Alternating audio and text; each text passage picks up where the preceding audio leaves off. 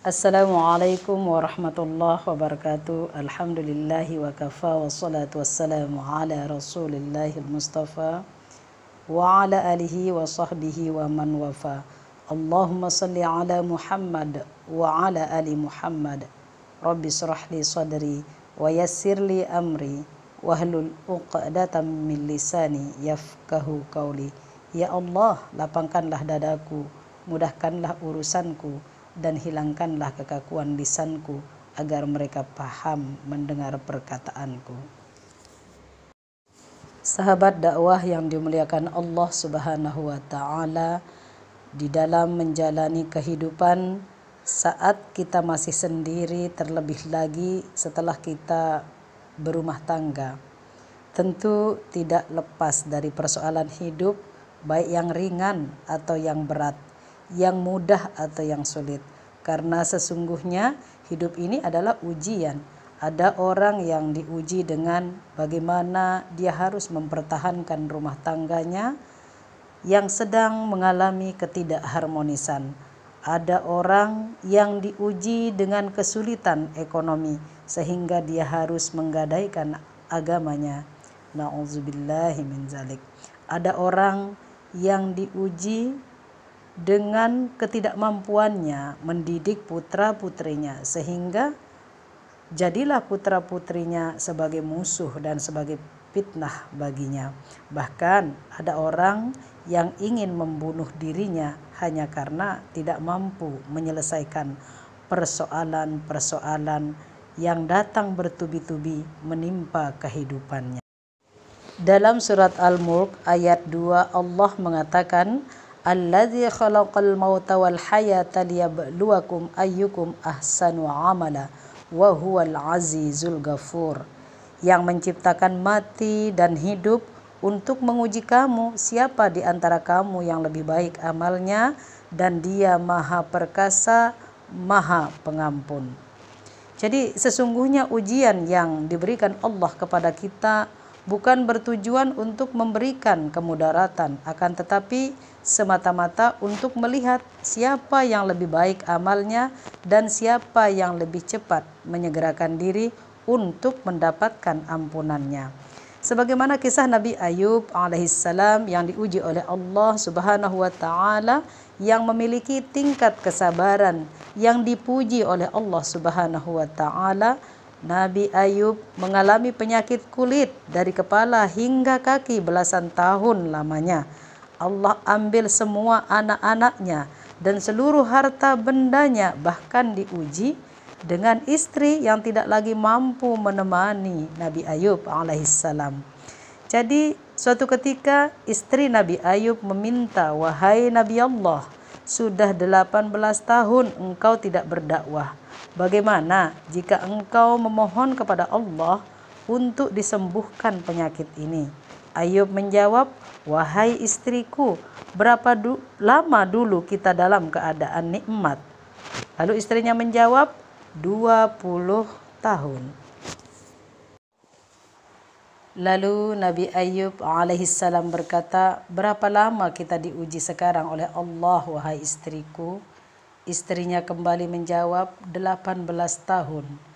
Lalu Nabi Ayub alaihissalam berkata, "Aku malu untuk meminta kepada Allah." Inilah bentuk keimanan Nabi Ayub alaihissalam yang sangat luar biasa. Maka setelah 20 tahun, Nabi Ayub alaihissalam berdoa, yang doanya diabadikan dalam surat Al-Anbiya ayat 83. Wa anna massaniyadh-dhurru wa anta arhamur rahimin.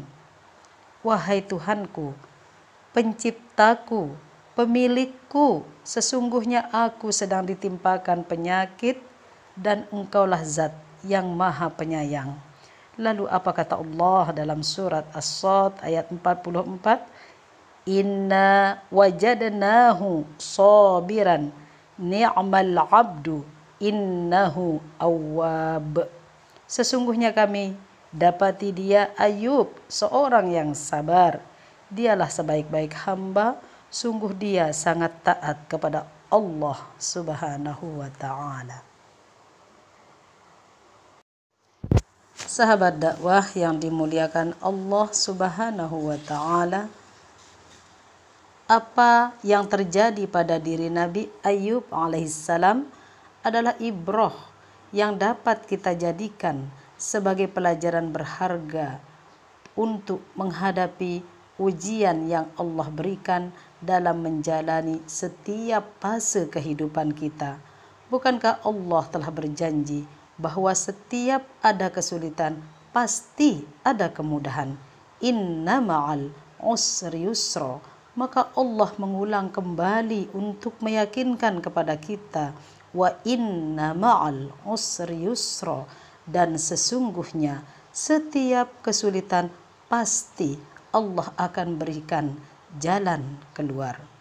Sahabat dakwah yang dimuliakan Allah Subhanahu wa taala, saya ingin mengingatkan kita kembali pada firman Allah Subhanahu wa taala surat Al-Baqarah ayat 214.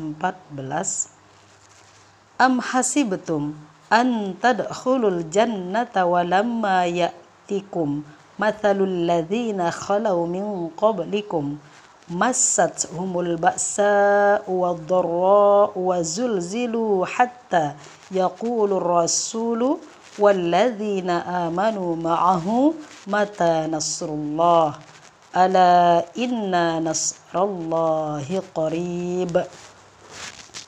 Ataukah kamu mengira bahwa kamu akan masuk surga padahal belum datang kepadamu cobaan seperti yang dialami orang-orang terdahulu sebelum kamu? Mereka ditimpa kemelaratan, penderitaan, dan diguncang dengan berbagai cobaan, sehingga Rasul dan orang-orang yang beriman bersamanya berkata, kapankah datang pertolongan Allah?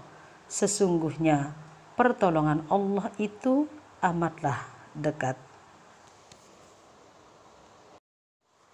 Sahabat dakwah yang dimuliakan Allah Subhanahu wa taala, jadi tidak pantas rasanya, kata Allah, untuk kita masuk ke dalam surga sebelum Allah menguji hambanya.